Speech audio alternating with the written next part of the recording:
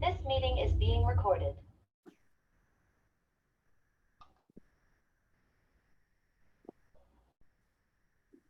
Hi, everyone. I'm Liz Doyle with the Florida House on Capitol Hill in Washington, D.C. For those of you who don't know, Florida is the only state that has an embassy, and we are happy to connect, celebrate, We are happy to connect, celebrate, and champion Florida every day for visitors who are in the nation's capital. So anytime you are in Washington, we would love to see you. We are happy today to be hosting our fifth Innovation to Commercialization seminar series and have Elizabeth Dougherty with us. I want to take a minute and just say, for those of you, I know you've been on all of the sessions, but I want to just thank Paul Sowell, who talked about the integrating innovation in our very first session. Also, Dr. Sylvia Wilson-Thomas, who talked about breaking boundaries. Inventing Education was done by Phoebe Miles, and the Veterans in Innovation by DJ Smith and Michael Finkelstein, the founders of Neuro20. So we've had a great series. We so appreciate all of you being with us, and it really would not have been possible without our partners, the Cade Museum and the Florida Inventors Hall of Fame. So Jamie, I'm going to turn it over to you, and hopefully you'll have some good news for us from the Inventors Hall of Fame. Thank you, Liz, for that introduction. And welcome everybody as well. We want to first thank our partners at the Florida House on Capitol Hill, as well as the Cade Museum for Creativity and Invention for partnering with us again this year on the Florida Innovations Summer Speaker Series. So we are so excited to have our speaker here today. As Liz was saying, Elizabeth Dougherty. She's the Eastern Regional Outreach Director for the US Patent and Trademark Office. She's a huge champion of inventors and entrepreneurs in Florida. It's a privilege to have her with us for our final episode of our Innovation Speaker Series, and also to have her here to share her wealth of knowledge and insights on the patent process and bringing those patents to market. Welcome, Elizabeth. At the Florida Inventors Hall of Fame, our mission is to encourage individuals of all ages and backgrounds to strive toward the betterment of society through the continuous groundbreaking innovation by supporting a culture of creativity, one that fuels innovation, drives economic growth, and encourages investment in Florida. We are looking to create a culture shift here, to celebrate our state's inventors the way we celebrate national heroes, and hopefully inspire others to make their own discoveries. The Florida Inventors Hall of Fame is a statewide initiative located at the University of South Florida. To date, we have inducted 58 remarkable inventors who collectively hold over 4,000 patents. Some of our inductees include Thomas Edison, as well as Hollywood icon Hedy Lamarr, Sarah Blakely, the founder of Spanx, and Dr. James Robert Cade, the inventor of Gatorade. We invite you to come visit us anytime, online or in person, and you can tour our museum, which is free to the public and located at the USF Tampa campus. Now, it's my pleasure to introduce to you Carmen Hurtado, the Senior Product Development Manager at the Cade Museum, where they're creating cutting-edge innovation programs, among many other amazing projects. Carmen.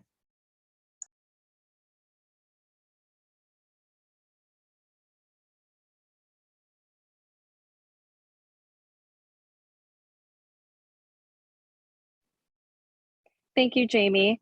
I'm excited to be here today speaking on behalf of the Cade Museum for Creativity and Invention and to kick off today. Thank you, Florida Inventors Hall of Fame and Florida House for being such incredible partners. The Cade Museum's mission is to transform communities through inspiring and equipping future inventors, entrepreneurs, and visionaries.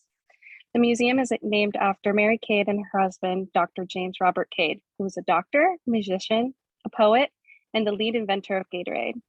The museum is designed to promote the development of an inventive mindset, which the Cade calls inventivity. Through our proprietary invention education framework, we create outreach programs, exhibits, and museum experiences that spark wonder and teach STEM concepts through the lens of inventions. One of our marquee programs, the Cade Prize, awards inventors and entrepreneurs in Florida, Alabama, and Georgia that are addressing critical issues in the Southeast. This year, the CADE Prize will award $63,000 in seed capital prizes. Applications for this year have closed, but will reopen in June of 2023.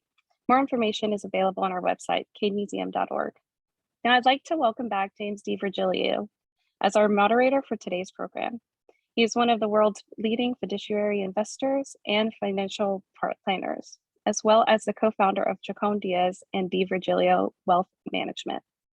James has been featured on the world's largest news networks, was a Gator 100 honoree, and a 40 Gators Under 40 award winner. James is also an adjunct professor at the University of Florida, the co-host of the Gator Nation Football Podcast, the co-host of Radio Cade Podcast, and is on the board of directors at the Cade Museum. I'm really looking forward to this conversation today, and we'll pass it over to James. Thank you. Thanks, Carmen. I'm excited to introduce our guest today, Elizabeth Dougherty. She is the Eastern Regional Outreach Director for the U.S. Patent and Trademark Office. She carries out the strategic direction of the Undersecretary of Commerce for Intellectual Property and is responsible for leading the USPTO's East Coast stakeholder engagement. Elizabeth has dedicated much of her career to outreach and education programs, focusing on small businesses, startups, entrepreneurs, and really furthering the independent inventor. Elizabeth, welcome to the program. It's great to have you. James, thank you so very much for that kind and warm welcome. And thank you to all of the collaborators that have brought this series together. It is my pleasure and honor to be wrapping up this year's series and to be a speaker amongst such honored guests. I'm really looking forward to our conversation today. And again, I'm incredibly thankful to the Florida House, to the Florida Inventors Hall of Fame, and the Cade Museum. A little unknown fact about myself is that I was born in Florida. So I have that affinity for Florida, as well as being the Eastern Regional Outreach Director, which means that my team and I engage for the U.S. Patent and Trademark Office in the 17 states of the East Coast. We're responsible for Maine to Florida, the District of Columbia, and Puerto Rico. And certainly Florida is a fan favorite with my team and I. Elizabeth, thanks for the kind of intro on what you're doing now. And I should tell the audience, you've been working for the USPTO now for 31 plus years, I believe. Perhaps more, maybe 31, I think is right. No, that actually this past July, I celebrated my 31st anniversary, which is really remarkable, but I'm not alone in that remarkable achievement. Amongst the 13,000 employees we have at the U.S. Patent and Trademark Office, there's a large number who have served a 20, 30, 40-year career, I think in part because of the work that we do. The work that we do is so remarkable. Working with inventors, innovators, and entrepreneurs every day of the week, helping them to bring their technologies forward, helping them to brand register their businesses, helping the people of America and the people of the world, in fact, protect their intellectual property. It's a remarkable role to play and something which we bear very, very proudly. I think no matter who you talk to at the U.S. Patent and Trademark Office, they're going to have great pride in the work that they do. Engineers, scientists, attorneys alike. So yes, I'm very fortunate that the USPTO has been my one and only, and I've held a wide variety of positions there over my tenure. But I think perhaps the work that I do now is perhaps maybe the most rewarding, again, because I have the opportunity to lead a remarkable team, and we are on the ground helping, again, inventors, innovators, and entrepreneurs. As we like to say, as the Eastern Regional Outreach Office, we are the last mile for the U.S. Patent and Trademark Office, the last mile that reaches into the communities, into the neighborhoods, helping individuals, organizations, small businesses, and large industry. So it's a lot of fun and it's incredibly rewarding. Let's dive right into the absolute basics, a few definitions here. What exactly is a patent? Well, a patent is a right, a property right, granted by the U.S. federal government. It's the right that encourages and incentivizes inventors to disclose their invention to the public, such that others can enjoy the benefit of their invention. As an inventor, one has many, many choices. You can keep the idea secret and just enjoy the benefit yourself, but how would the rest of us benefit?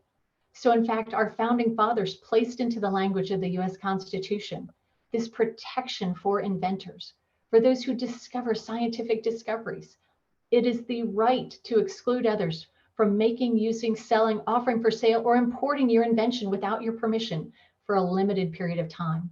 Again, it's a right granted by the federal government. It is a US patent. It protects you within the United States, and it helps to incentivize and encourage, again, people to disclose their inventions. And we certainly have had a remarkable history of doing so. We've issued over 11 million US patents, and I suspect we're rapidly closing in on patent number 12 million. Now, where did this idea come from? You mentioned the founding fathers wanted to make this obviously a significant part of the makeup of America. Where did they get this idea from? Well, certainly we weren't the first country to think of this. There have been intellectual property systems across the globe, and nearly every country has one today. But our founding fathers certainly looked to Mother England and other places in Europe that had traditional intellectual property systems. That was what really inspired our founding fathers to make it a part of our Constitution. And in fact, the first Patent Act was passed in 1790, and the first US patent issued in 1790. Now, the Patent Office of 1790 certainly doesn't resemble anything like what we have today. As I mentioned, we have over 13,000 employees today, over 8,000 of which are US patent examiners. Originally, the office started with a patent board of 3 individuals who reviewed the patent applications.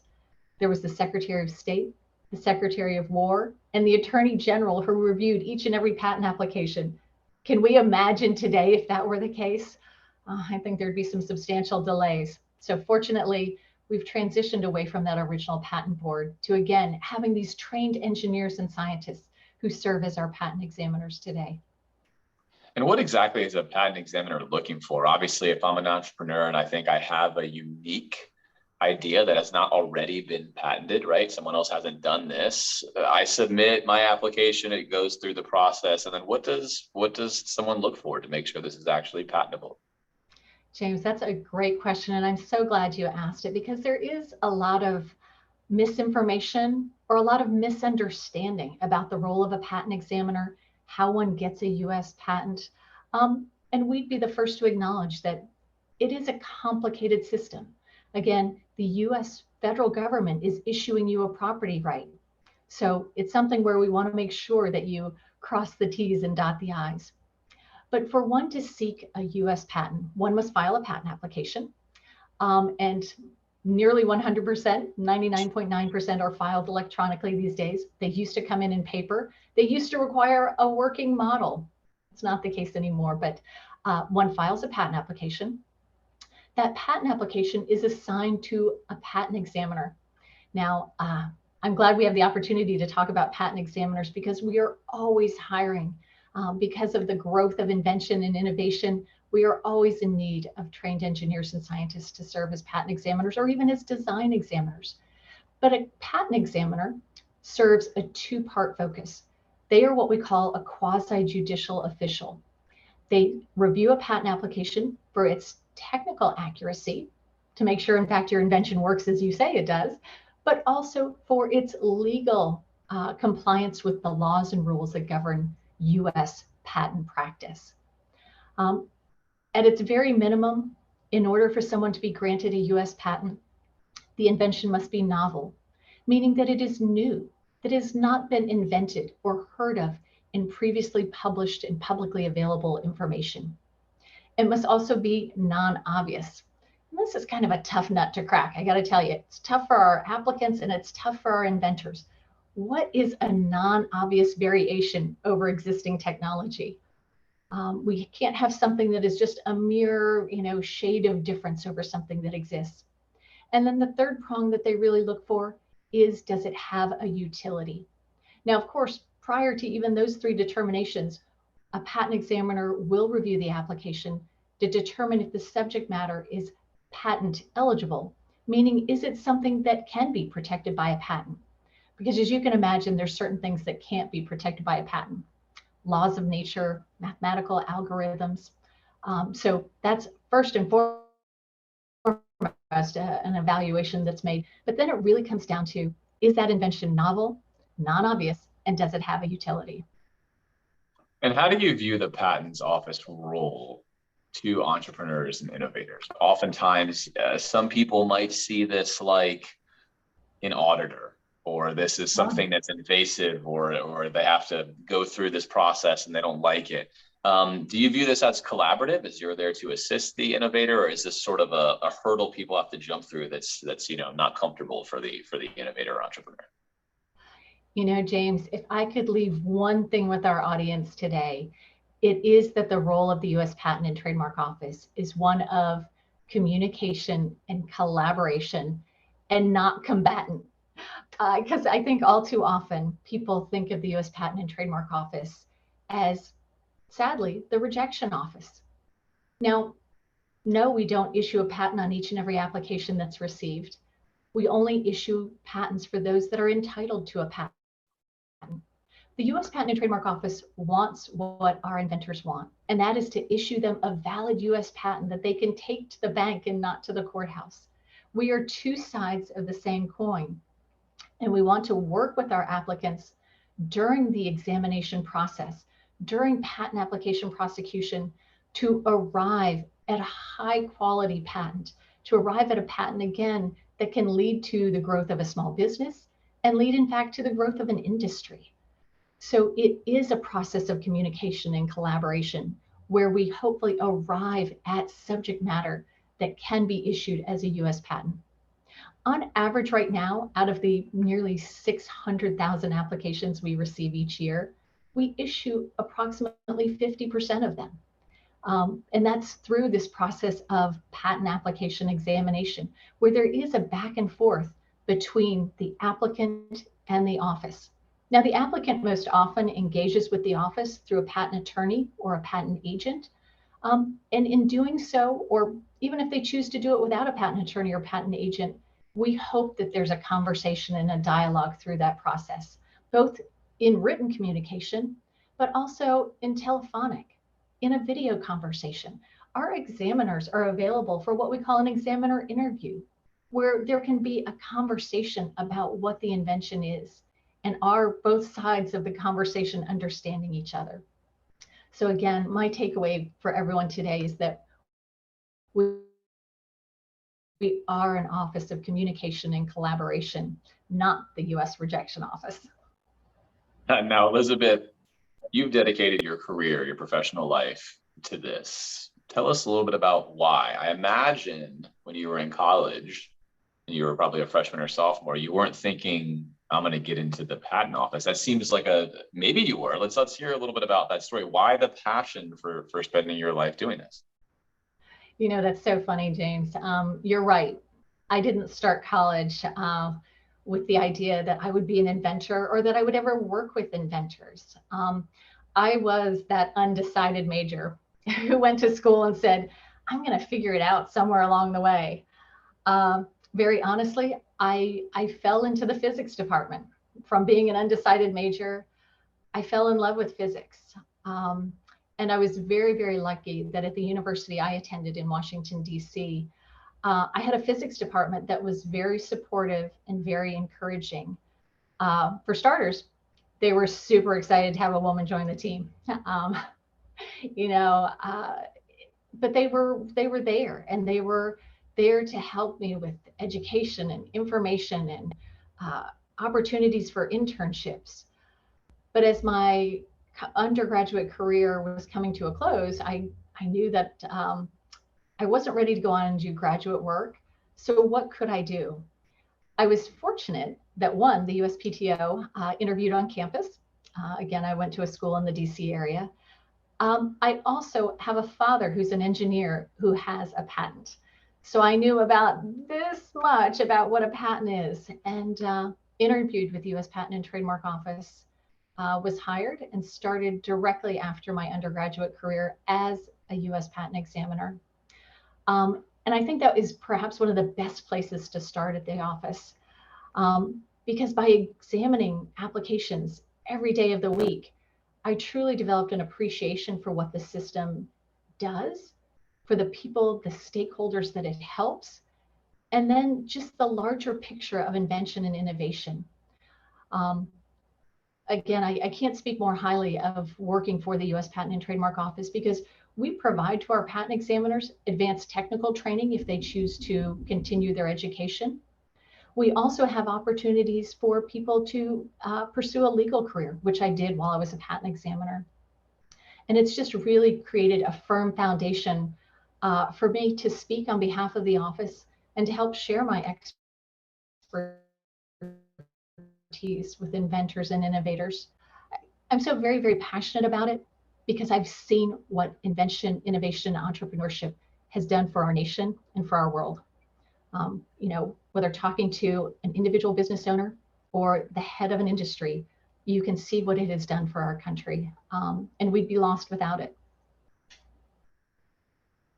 Yeah, that's absolutely why we're doing the innovation summer series here, is to highlight, you know, really all parts of the process. And of course, as you mentioned, your office and really the entrepreneur has to handle a wide variety of circumstances. They have to be agile and nimble on their feet. They have to be able to discover, you know, their invention, and then also bring it to market. We've been focusing this summer on commercialization.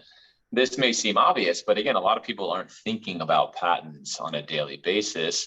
How does a patent help the commercialization of a new business or a new idea? How does it help them maybe get funding or go to market? Certainly, and great question.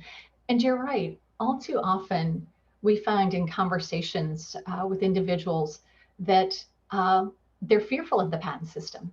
And I think a lot of it is a lack of information or a lot of misinformation. For a lot of entrepreneurs, sadly, protecting their intellectual property is a rainy day project. It's that project that they're going to get to when they have more time, more money, and more understanding.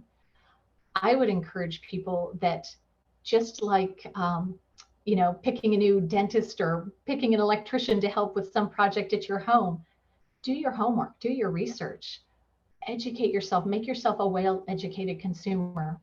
But with respect to how do patents help small businesses, individuals, how do they help? Well, one, it puts the world on notice. A patent puts the world on notice that you have protected your intellectual property and that they need to come to you as the owner of that intellectual property in order to license it, to make use of it, to purchase it. It also helps our inventors recoup the investment, their investment of intellectual capital, their financial capital that they've invested in fact, creating these technologies. If the patent system didn't exist to protect that investment in the research and development of a technology, I think it would be tough. It would be difficult to encourage and empower people to spend those kind of dollars and that kind of intellectual outlay. The system is there to, in fact, help incentivize. You know, for any of our listeners today or any of our audience who've ever seen the show Shark Tank, I always use that as an example because what invariably do the sharks always ask someone coming on before them? What is your intellectual property portfolio? Have you protected your invention by a patent? And I always love it when it comes from Lori Grenier, because Lori Grenier is an inventor herself. She has over 150 patents in her name, so she truly appreciates the power behind a patent to commercialize a product and to recoup the benefit of that work and that investment. The investment that it takes to stand up a factory, to produce and actually hold and disseminate goods and services. The intellectual property is really the system behind all of that that enables people to do so and to do so successfully. Yeah, there can be no doubt that, as you mentioned, from the financial or investor side of things, a patent allows a company to justify their existence and to help at least bolster their case that the competition is not going to be able to just duplicate what they're doing right away. They can, of course, create something similar, but if their patent is really a good one, if it really patents the kind of core part of their process, that does give them a head start, so to speak. And as you mentioned, that's really what's being incentivized, is you want innovators to share their ideas, not to be worried that I spent 8 years and a lot of money doing this. If I go to market and I release my product, what's going to stop someone from just reverse engineering this and making the same thing and then competing with me on a scale that I can't handle? So as you mentioned, obviously tremendous benefits there. All right, it's now 12:27. In a few minutes, I'll be taking questions from the audience. If you want to enter in your questions for Elizabeth, please do so. But for now, Elizabeth, I have some more questions for you. So you mentioned Shark Tank. You mentioned this process of investment in patents, and really, patents are, I think, a very exciting thing. You mentioned something earlier I wanted to spend a second on, because it has become sort of the word of our time, and that's an algorithm. And you mentioned mathematical algorithms can be patented. Now, I know there's some discussion and debate on why or why not. Perhaps tell us why something like a mathematical algorithm is not a patentable object or idea. So if we look to the laws that govern patent practice in the US, we have something 35 USC, the United States Code, Section 101. And Section 101 is what sets forth what is patent subject matter eligible. And this is an interesting topic, and a topic for a much bigger conversation, in that there's been a lot of debate on 101 and what is subject matter eligibility. And we've seen it over time, but we've seen it really come to a head over the last few years. And that's because of different interpretations of 101 and its applicability to patentable subject matter. There's been both decisions in the federal courts, the district courts, even at the Supreme Court, where there's been a lot of conversation about what is subject matter eligibility. For those who are working in areas where they think there may be a challenge with respect to what it is they are trying to patent, perhaps you are working in the space of software, or perhaps you're working in the space of medical diagnostics. I would encourage your audience and your attendees to visit the USPTO's website, www.uspto.gov, and to look for our patent, our guidelines, our patent eligibility guidelines that we have set forth, where the office has tried to assist inventors and our attorneys and applicants alike to better decipher how to draft their patent claims such that they fall within subject matter eligibility and not outside. We have a lot of teaching examples available on our website that, again, provide examples of how to draft claims in a number of different areas to help with this conversation. It is a complex area, and I'm sure we haven't seen the end of the variations that are coming forth from both the courts and our applicants. And as you mentioned, of course, we could spend an hour in depth talking about that subject, but to put a bow on it, have there been times in the past when things that were not patentable became patentable due to the same process you're talking about? That's a great question. I wish our USPTO historian was on with us today. The USPTO just recently hired its first ever historian, a gentleman by the name of Adam Bisno, who I recommend perhaps for next year's series. The patent laws and rules have changed over time, such that things sometimes before and after have fallen within or outside. I'll give you an example of something that's now permissible that wasn't previously permissible, and that is that the USPTO issues business method patents. We are one of the few countries in the world that issues patents for methods of doing business. So just a quick example of something that previously not permitted that is now permitted. That's very interesting. And I think that's something for everyone to discuss and think about during these times, of course, is that good governance is fluid and changing with new ideas that perhaps weren't encompassable before. But then also, as you mentioned, innovation and invention, of course, some things just cannot be patented. And that's okay. Many of the world's largest companies and most influential innovators did not have a patent. So, it's not a reason to quit, but certainly, as you mentioned, a reason to seek patents. All right, let's start with some questions from the audience. And along the line of patents, if you are a beginner inventor or innovator out there, you're creating something right now, what advice do you have, or what resources would you suggest for a new inventor to kind of begin to file a patent or learn about the process? Great question. And I love the opportunity to reflect and share some of the USPTO resources. As I mentioned, we have our website, uspto.gov. If one were to visit our website, I will have to say it is so rich with resources. Sometimes it's hard to find all of the good ones. I do always encourage that people start with the Learning and Resources pull-down tab that's along the top toolbar, because if you start there, it's going to lead you into intellectual property information for startups and for inventors and entrepreneurs. There we have like kind of a one-stop shop of information, as you get started in the process, as you're in the process, and after the process concludes. So I always like to send people there to start. We do have something that I'd be remiss if I didn't give it a shout out, called our U.S. Patent and Trademark Resource Centers, or our PTRCs. This is a series of over 80 libraries located nationwide, primarily at colleges and universities, where there is a gifted and trained patent and trademark searcher, a librarian who is gifted in helping individuals search patents and trademarks. Now, are you required by law before filing a patent or trademark application to search and see if somebody else already has that idea or has patented it? No, you're not. But why not save yourself the headache, the heartache, and the financial outlay? Maybe your idea is just so good, somebody's already thought of it. And patent and trademark searching can be complex. So these librarians offer a wonderful service to help people not do their search, but to help you learn how to conduct a robust search. I'd also give a shout out for our patent pro bono program and all our law school clinic program, where financially under-resourced inventors can get free or reduced cost legal services to make sure that they don't leave their invention on the kitchen table or the garage workbench because they can't afford a patent attorney or a patent agent.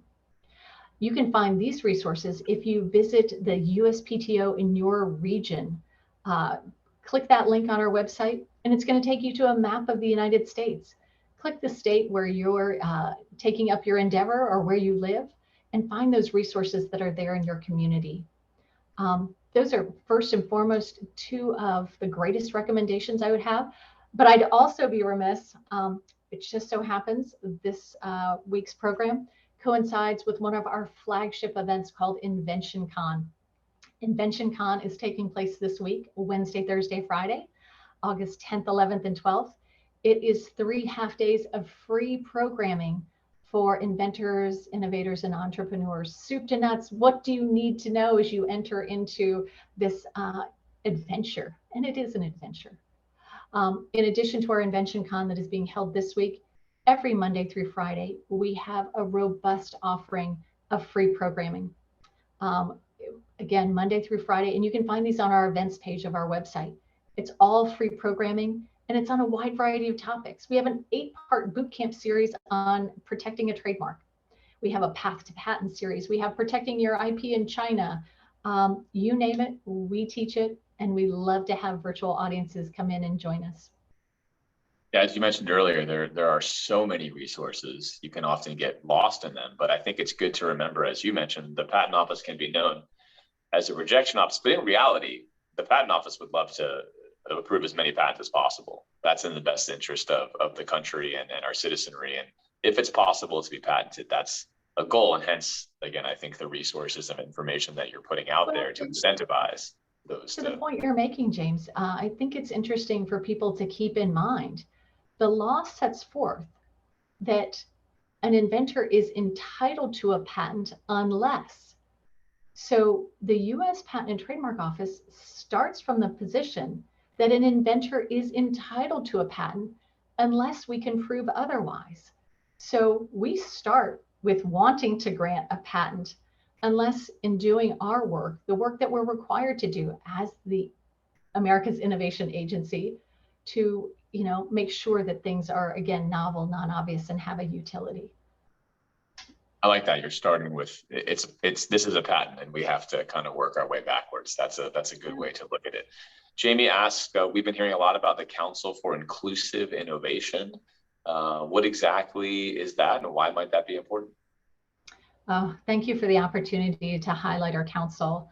It said it's the Council for Inclusive Innovation. It's something that our agency has taken up under the past administration, but is continuing forward today. And it's a gathering of thought leaders in academia, government, and industry putting our heads together to, one, develop a national strategy on invention and innovation, but also to decipher ways in which to broaden the diversity of those who are participating in the invention and innovation ecosystem. Because as a previous director once said, we're competing against the rest of the world with 4 fingers and 1 hand tied behind our back if we don't diversify those who see themselves as able to participate and choose to participate in invention, innovation, and entrepreneurship. We want to make sure that our world of invention is open to all, people of diverse geography, diverse ethnicity, diverse gender, because all people have good ideas, and we want to bring them all together such that that diversity is shared and harnessed. Because by having more diverse teams and more diverse thought, we come up with products that might not have otherwise ever thought of, ever been invented. So the Council for Inclusive Innovation is standing up a number of initiatives, as well as, again, this national strategy. The council is being led by none other than the Secretary of Commerce, Gina Raimondo, and serving as its vice chair is the head of our agency, Director Kathy Vidal, who we are very fortunate to have at its helm. So keep an eye out for good things coming out from the Council for Inclusive Innovation. It's something that we're putting a lot of time and energy and collaboration behind. And we look forward to all organizations, and particularly those that are here on the call today, to offer their thoughts and expertise to the council. And perhaps it might be worth noting, just a little bit contextually and historically, patent-wise, like what percentage of patents are from immigrants? Or, you know, from what you had mentioned to be sort of maybe not what somebody would think, because I think from my understanding, it's a pretty significant number that might surprise people. Like first generation immigrants have a lot percentage-wise of the patents, especially per capita, right? So James, I'm sorry, you broke up on my end, so I missed the first part of your question. I was saying contextually, perhaps it's worth noting here as we conclude sort of some of the diversity that has been inherently featured with patents here in America that people may not know about. I was reading that immigrants account for, I believe, somewhere around 16% of the patents, and per capita wise, they make up 25% of the actual marketability, which is a very large number. That you have first generation immigrants coming in and almost immediately making a significant impact in innovation. You know, that's one of the beautiful things of the US patent system. No one's too old or too young. No one is precluded by gender or ethnicity, by geography. Yet, again, I think there's limited participation just because of a lack of knowledge, lack of information, and again, perhaps some misinformation that's out there that may not encourage or incentivize people to join the system. And the U.S. Patent and Trademark Office, as well as many, many other organizations and individuals are looking to change that. Our laws are written so beautifully and so broadly that everyone is invited to participate. Yet we need more diverse participation. And it's something that we'll continue to work on and continue to grow from. So we welcome opportunities like this conversation that we're having today to hopefully, again, reach into the communities and to reach into different audiences to help share that information and excitement about working with the U.S. Patent and Trademark Office and being a part of America's innovation system. Well, Elizabeth, it's been great having you on the series today. Thank you so much for all of this information. Of course, if you want to learn more, there's been a plethora of links posted in the chat box. Those will remain, I believe, on YouTube as well, where you can see this broadcast later. Once again, Elizabeth, thank you so much. I'm going to turn this over to Liz now. Thank you, James. And I will second that. Thank you, James, not only for the session today, but for leading us through this entire summer series. And Elizabeth, I can't again tell you how much we appreciate you being with us. It was so nice to hear the encouragement from the U.S. government entity that helps us protect ideas and innovation, that you are an office of specifically collaboration and trying to help people get their inventions to market, as well as an office of communication that you can actually meet with an examiner and take advantage of so many resources, and particularly that so many of them are free. I think that's particularly encouraging for people who want to move their idea forward. So I know that your ideas and your points that you've made today are going to go a long way with our audience. So thank you again for being with us. And we're so happy to hear that you're a native Floridian too. And Thank you. congratulations on your 31 years. That's quite Thank an you. accomplishment as well. And to all of you that have been joining us throughout this series, as well as today, we so appreciate your support. Thank you to our Executive Director, Diana Beckman, as well as our Board of Trustees. I know Hope Hannah is on today for helping to make this series possible. And again, we could not have done this without the Cade Museum, as well as the Florida Inventors Hall of Fame.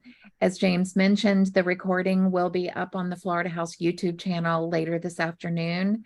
Thank you again for working with us all summer, and we look forward to seeing you again soon when we hopefully add on to our series. Have a great week, everyone.